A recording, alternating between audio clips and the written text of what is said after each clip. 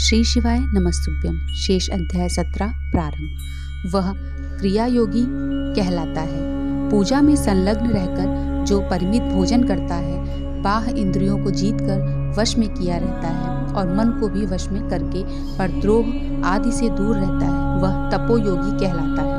इन सभी सद्गुणों से युक्त होकर जो सदा शुद्ध भाव से रहता है तथा समस्त काम आदि दोषों से रहित हो शांति चित्त से निरंतर जप किया करता है, उसे महात्मा पुरुष जप योगी मानते हैं। जो मनुष्य 16 प्रकार के उपचारों से शिव योगी महात्माओं की पूजा करता है, वह शुद्ध होकर शालोक्य आदि के क्रम से उत्तरोत्तर उत्कृष्ट मुक्ति को प्राप्त कर लेता है। द्विजों, अब मैं जप योग का वर्णन करता हूँ।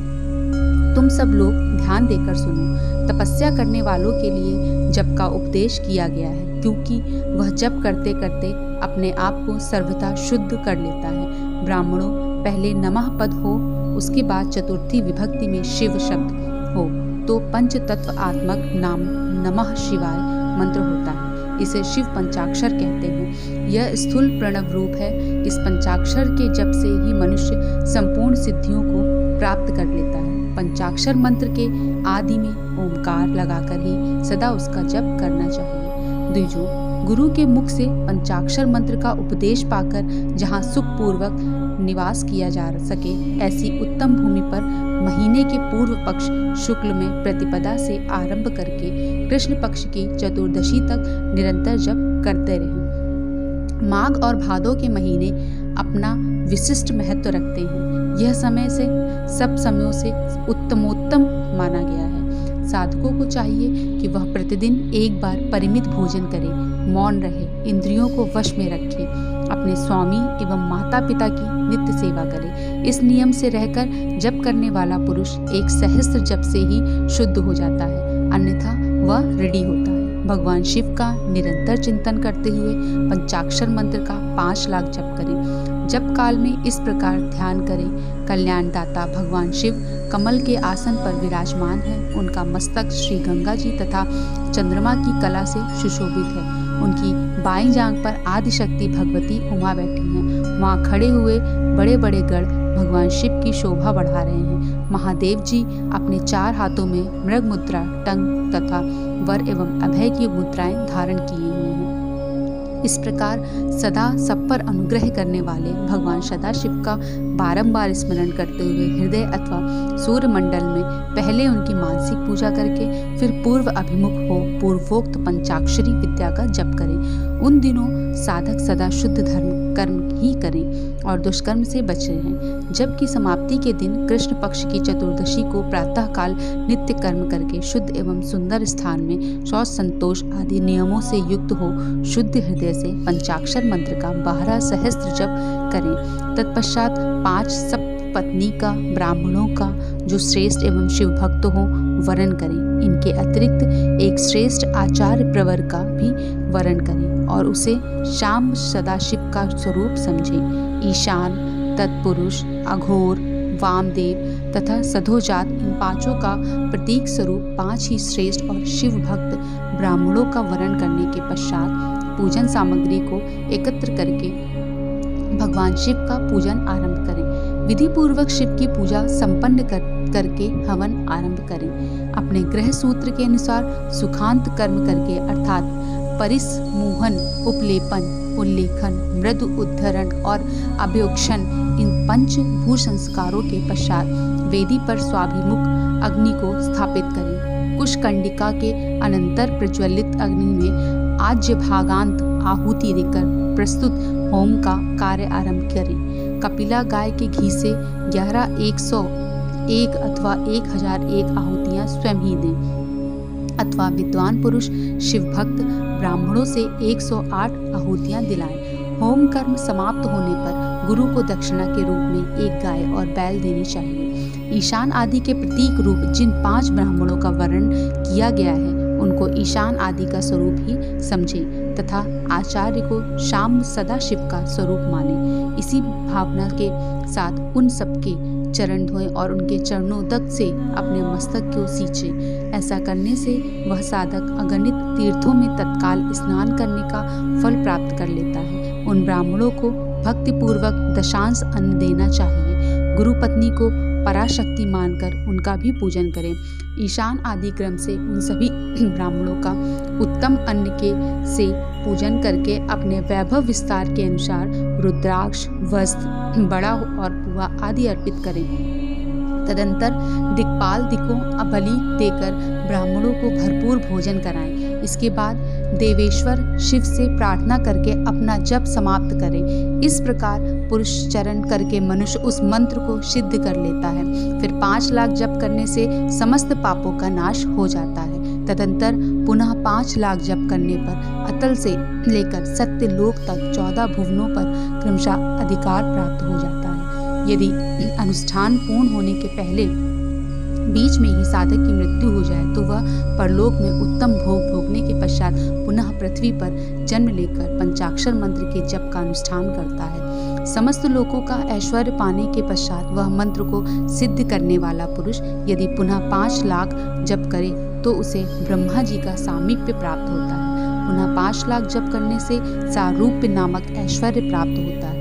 100 लाख जप करने से वह साक्षात ब्रह्मा के समान हो जाता है। इस तरह कार्य ब्रह्मा हिरण्यगर्भ का सायुज्य प्राप्त करके वह उस ब्रह्मा का प्रलय होने तक उस लोक में यथेष्ट भोग भोगता है। फिर दूसरे कल्प का आरंभ होने पर वह ब्रह्मा जी का पुत्र होता है। उस समय फिर तपस्या करके दिव्य तेज से प्रकाशित हो वह क्रमशः मुक्त हो जाता है। पृथ्वी आदि कार्य स्वरूप भूतों द्वारा पाताल से लेकर सत्य लोक पर्यंत ब्रह्मा जी के 14 लोक क्रमशः निर्मित हुए हैं। सत्य लोक से ऊपर क्षमा लोक तक जो 14 भुवन हैं वे भगवान विष्णु के लोक हैं। क्षमा लोक से ऊपर सूची लोक पर्यंत 28 भुवन स्थित हैं। सूची लोक के अंतर्गत कैलाश में प्राणियों का संहार करने वाले रुद्रदेव विराजमान हैं। सूचीलोक से ऊपर अहिंसा लोक पर्यंत 56 भुवनों की स्थिति है।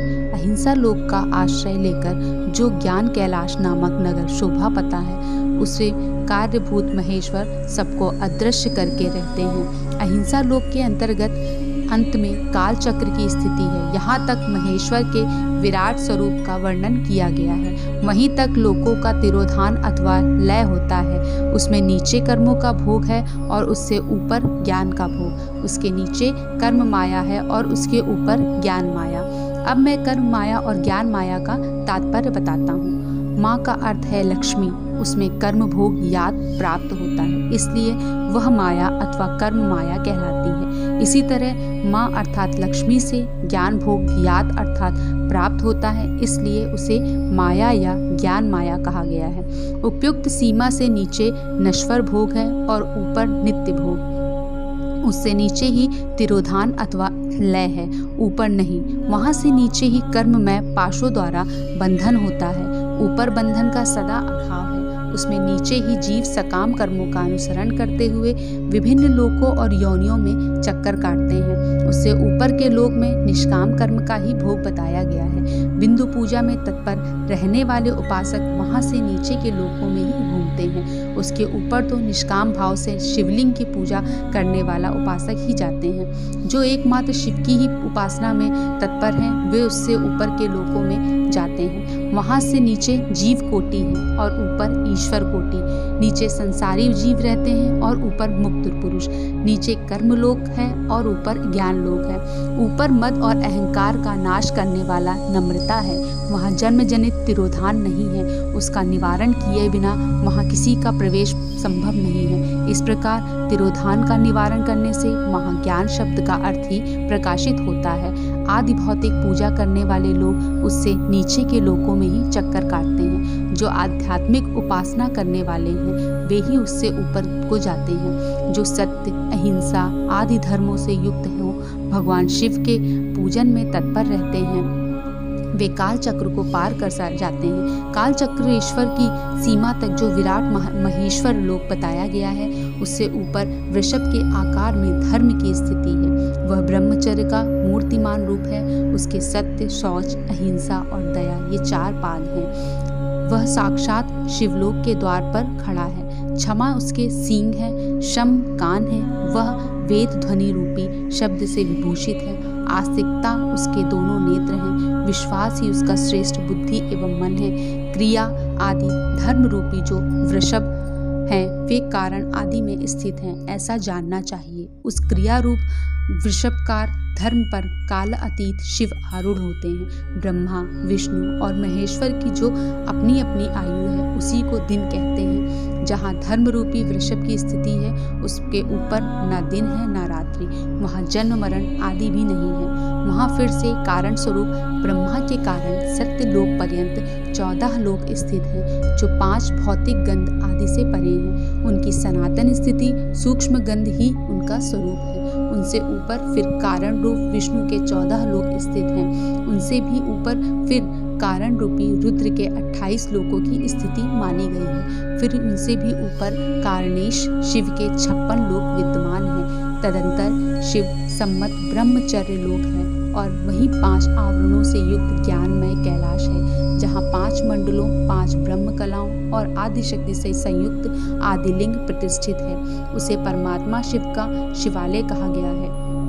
वही पराशक्ति से युक्त परमेश्वर शिव निवास करते हैं। वे सृष्टि, पालन, संहार, तिरोभाव और अनुग्रह इन 5 कृत्यों में प्रवीण हैं। उनका श्री विग्रह सच्चिदानंद स्वरूप है। वे सदा ध्यान रूपी धर्म में ही स्थित रहते हैं और सदा सब पर अनुग्रह किया करते हैं। वे स्व आत्म राम हैं और समाधि रूपी आसन पर आसीन हो नित्य विराजमान होते हैं। कर्म एवं ध्यान आदि का अनुष्ठान करने से क्रमशः साधन पथ में आगे बढ़ने पर उनका दर्शन साध्य होता है। नित्य नैमित्तिक आदि कर्मों द्वारा देवताओं का यजन करने से भगवान शिव के समाराधना कर्म में मन लगता है। क्रिया आदि जो शिव संबंधी कर्म हैं उनके द्वारा शिव ज्ञान सिद्ध करें। जिन्होंने शिव तत्व का साक्षात्कार कर लिया है अथवा जिन पर शिव की कृपा दृष्टि पड़ चुकी है वे सब मुक्ति ही हैं, इसमें संशय नहीं है। आत्मस्वरूप से जो स्थित है वही मुक्ति है। एकमात्र अपने आत्मा में रमण या आनंद का अनुभव करना ही मुक्ति का स्वरूप है। जो पुरुष क्रिया, तप, जप, ज्ञान और ध्यान रूपी धर्मों में भली भांति स्थिर है वह शिव का साक्षात्कार करके स्व आत्म स्वरूप मोक्ष को प्राप्त कर लेता है। जैसे सूर्य देव अपनी किरणों से अशुद्धियों को दूर कर देते हैं, उसी प्रकार कृपा करने में कुशल भगवान शिव अपने भक्त के अज्ञान को मिटा देते हैं। अज्ञान की निवृत्ति हो जाने पर शिव ज्ञान स्वतः प्रकट होता है। शिव ज्ञान से अपना विशुद्ध स्वरूप आत्मरातत्व प्राप्त होता है और आत्मरातत्व की सम्यक सिद्धि हो जाने पर मनुष्य कृत्य हो जाता है। इस तरह यहाँ जो कुछ बताया गया है वह पहले मुझे गुरु परंपरा से प्राप्त हुआ था। तत्पश्चात मैंने पुनः नंदीश्वर के मुख से इस विषयों को सुना था। नंदी स्थान से परे जो स्वसंवेद शिव वैभव है उसका अनुभव केवल भगवान शिव को ही है। साक्षात शिवलोक से उस वैभव का ज्ञान सबको शिव की कृपा से ही हो सकता है, अन्यथा नहीं। ऐसे आस्तिक पुरुषों का कथन है। साधक को चाहिए कि वह 5 लाख जप करने के पश्चात भगवान शिव की प्रसन्नता के लिए महाअभिषेक एवं नैवेद्य निवेदन करके शिव भक्तों का पूजन करे। भक्त की पूजा से भगवान शिव बहुत प्रसन्न होते हैं। शिव और उनके भक्त में कोई भेद नहीं है, वह साक्षात शिव स्वरूप ही है। शिव स्वरूप मंत्र को धारण करके वह शिव ही हो गया रहता है। शिव भक्त का शरीर शिव रूपी ही है, अतः उसका सेवा में तत्पर रहना चाहिए। जो शिव के भक्त हैं वे लोक और वेद की सारी क्रियाओं को जानते हैं। जो क्रमशः जितना जितना शिव मंत्र का जप कर लेता है उसके शरीर को उतना ही उतना शिव का सामीप्य प्राप्त होता है, इसमें संशय नहीं है। शिव भक्त स्त्री का रूप देवी पार्वती का ही स्वरूप है। वह जितना मंत्र जपती हैं उसे उतना ही देवी का सानिध्य प्राप्त होता है।